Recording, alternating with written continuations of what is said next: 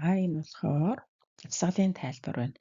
Угаасаа дасгал дандаа тэнэгээр эхэлдэг. Энэ өмнөх хичээлүүдэд ерөөсөө ингэж дуртай. Одоо юу гэдэг дасгалын тайлбарын эхэнд хэлж байгаагүй. Яагаад гэвэл энэ мэдээжийн хийх ёстой дасгал байдаг учраас хичээл болгонд дандаа л байж идэг. Энийг бол одоо хэлүүлэлтгүй хийж явах ёстой учраас гэхдээ дахин сануулах гээд одоо энд оруулаад ирлээ.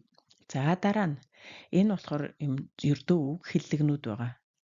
Мэддэг бол маш сайн, мэдэхгүй бол эндээс ингээд сайн сураад аваарай тий. За харъя. Одоо энд угаасаа орчуулга байгаа учраас би зөвхөн францаар нь л уншаад явчихъя.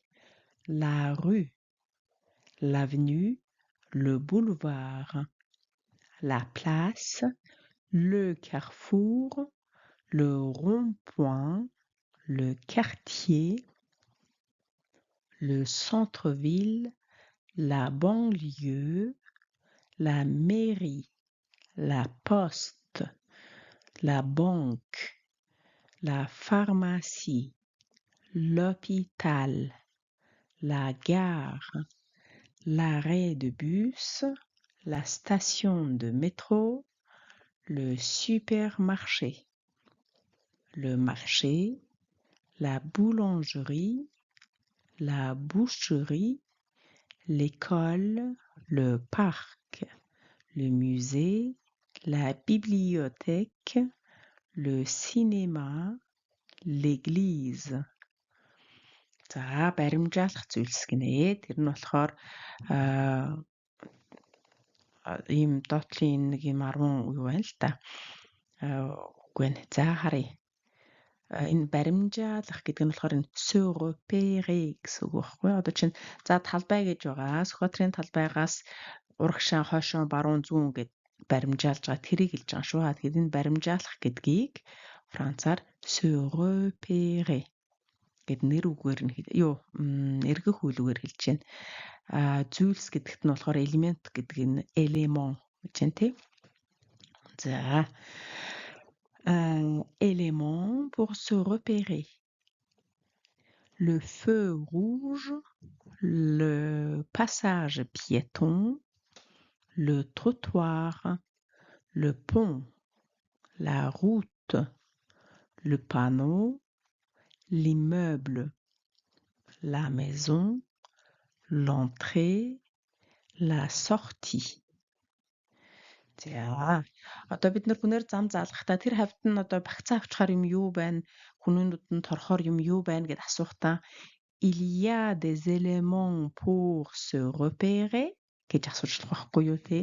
Тэгээ мэдээж энэ саяны хэлж байгаа хурдуул арай л тэнд удаан байна л та тий. Il y a des éléments pour se repérer. Өөрөөр баримжаалчихаар юм юу байна? Энэ заавалгүй хот дотор ингээ зүг чигээ олохоос гадна их юу байлаа гэж бодъё л да. Олон ангид кино ярих гэж байлаа гэж бодъё. Тэгээ тоймтойхон шиг багцаа авчихаар юм юу байна гэж асуухад ч гэсэн энийг хэрэгжилж болох байхгүй юу? За юм байна. За одоо энд ингээд 7 дасгал байгаа юм байна. За 3 дахь дасгалт нь болохоор дүрд орж тоглоно л гин. За хэн нэгэн хүнд зам зааж өгөх юм бэ?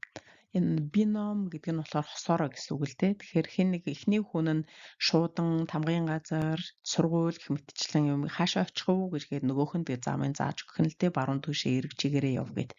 За тэгээ ашиглах юм нь гэх юм бол яг зүгээр энгийн карт байж болно. Нөгөө аргаа ядахад Улаанбаатарын хаанд зүг чигээр тайлбараа юу яаж болох вэ? Багцаалдаад хэн нэгэн хүнд тайлбар хэлж өгч болно.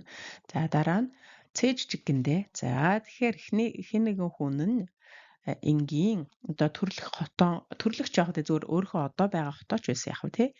Ингэж дүрсэлж хэлээд трийг нь бусд нь бичнэ гэсэн үг байна. Зурна гин л дээ. За одоо бид нар нөгөө онгоц буудуулдаг шиг зурх нь байна. За одоо ингээд Сүхбаатарын талбай гэж байгаа. Сүхбаатарын талбайн яг чанхаард нь засгийн газрын ордон гэж байгаа. Засгийн газрын ордны зүүн гар талд нь ертөнцийн зүгээрээ зүүн гар талд нь Хүмүүлгийн ухааны сургууль байгаа, баруун гар талд нь музей байгаа гэх мэтчлэн хэлээд тэрийг нь бид нар зураад зүгээр нөө түлхүүр үгээрээ бичтэн гэсэн үг байхгүй юу? За За тэгээд itinéraire personnel гинэ. За хувийн маршрут. За тэгэхээр тухайн сурж байгаа хүн маань яах вэ гэхээр өөрийнхөө гэрээсээ ч юм уу те байнга очдог ажил, сургууль, зах гэх мэтчлэн ямар нэгэн очиж дассан газраа танилцуулах нэ. Тэгэхдээ тэргээр баруун эргээ чигээр яваад зүүн гараад тийм юмны урдуур гараад хойгоор гараад хөндлөн гараад гэх мэтчлэн үг ашиглаад хэлэх нь л дээ. За 6 дугаар дасгал болсон чинь танай дүүрэгт юу байдаг? Танай хавьд юу байдаг вэ?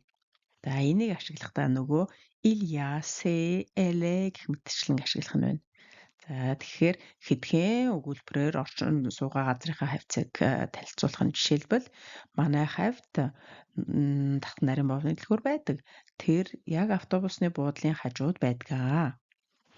Их амар гэх мэтчлэн. За тэгэхээр энийг хэлэх энэ дасгалыг хийхэд угаасаа эдгээр бүх дасгалаа хийхэд мэдээж энэ өмнөх хичээлүүдээр тайлбарууд нь байгаа. Тэгээ дөрмийн тайлбар дээр ч гэл байгаа.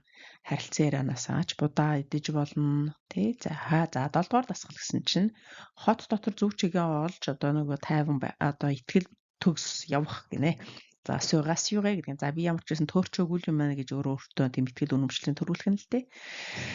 За энэ яг уу гэхээр 5-аас 8 дугаар харилцан яриагаан уншаад ойлгосон хэсгийг шалгана гин. За тэгээд энэ болохоор яг энэ өмнөх юу хуудас дээр ба тийм ээ.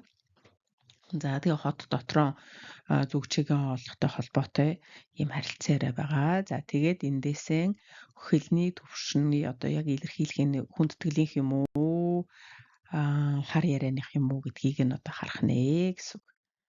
За би одоо энэ дээр 7 дугаар саяын тайлбараа хэлчихлээ тийм ээ. 7 дугаар дасгалынхаа үе шатыг нь харуулъя. За энэ үе шат гэдэг бол ийм юм байна. 1 2 3 4 үе шаттай дасгал байх нэ. За эхнийхт нь болохоор ерөнхий харилцаараа ойлгов уу, уншаад, сонсоод за энийг ингээд хооронд нь тохируулнаа л гин. За тэгээд 2 дугаарт этап 2-т нь гэсэн чинь тухайн одоо энэ сонсож байгаа энэ үгнүүдээ хараа хар ярианых байна уу, ердийн ингээ өдөр тутмын ярианых байна уу, эсвэл хүндэтгэлийнх байна уу гэдгийг нь тэмдэглэх нь байна. За frère fais gaffe. Үгүй ахгүй айтайхан явал да гэж хэлж байгаа бол хүндэтгэлийнх үү, хар ярианых үү тий гэх мэтчлээ. За дараа нь 3 дугаарх нь болохоор за одоо ингээ өөрөө юу яах нь дүрс тоглоно гэсэн бас 2-2-ороо. За энэ дээр болохоор энэ дараах дөрвөн нөхцөл байдлаас аль нэгийг нь сонгоно. Нэгдүгээрт нь болохоор хотод нэг уулзалттай тэрнийхээ өмнө та ингээ яахан бачимдаад байна. За нэг найз нь танд тусалж байна гэд. Хоёрт нь болохоор та анх удаа том хотод жолоо барих гэж байна. Гурав дахь нь болохоор машинаараа яваад машинаараа нэг хотоор машина бариад явж байхдаа нэг хотод ингээ жаахан төөрөөд байна гинэ. Жаахан төөрөөд байна. За 3 дугаарт нь 4 дугаарт нь болохоор та ингээ хар ярианы үг хэллэг ашиглаад аль нэгэн гудамж юу хаягийг олж очих нэ. За 2 дүрэн байна гин. Нэгдүгээрт 4-5 репликтэй гэж байх нь байна. Тэгэхээр одоо энэ чинь харилцан яриа гэж үзэх юм бол нэг хүн дор хаяж 2 3 юм хэлэх нь л дээ удаагийн яриа болох нь тий.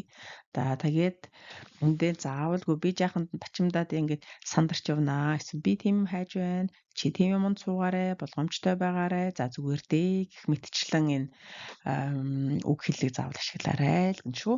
За дөрөвдөх нь болохоор besoin personnel хувийн хэрэгцээг нь за юу нэ хувийн хэрэгцээ вэ? За та тэгэхээр маш том хотод ийм ямар нэгэн нөгөө префектур юм уу хөлмөр эрхлэлтийн хөлмөрийн бирж юм уу эсвэл ингээ ямар нэг уулзалтанд ганцаараа очих гэж байгаа гинэ.